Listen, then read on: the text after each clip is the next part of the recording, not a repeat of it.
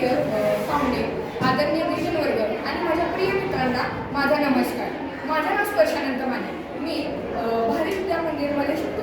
मी इयत्ता 7वी पिढीवरचा विद्यार्थी आहे आणि आज राष्ट्रीय विज्ञान दिनानिमित्त मी विज्ञानाचा चमत्कार या विषयावर माझे मनोगत मांडणार आहे. आजच्या युगामध्ये विज्ञानामुळे अशक्य हा शब्द उरलेलाच नाही. कालची जादू आजचे विज्ञान बनलेले आहे. सकाळच्या आलापासून ते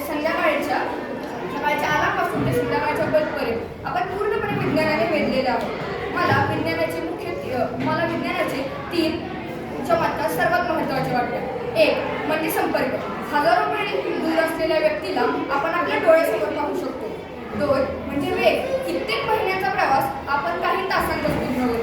आणि 3 म्हणजे आरोग्य. आधीच्या काळात जे रोग जीवघेणे वाटत होते त्याच रोगांवर आता विज्ञानामुळे कित्येक उपचार आणि कित्येक औषधे निघाली आहेत. मित्रांनो, विज्ञानाने आपल्याला पंख दिले आहे आणि त्या पंखांना आपण कोणत्या विषयाला फडकवायचे हे आपल्या हातात आहे. विज्ञानाचा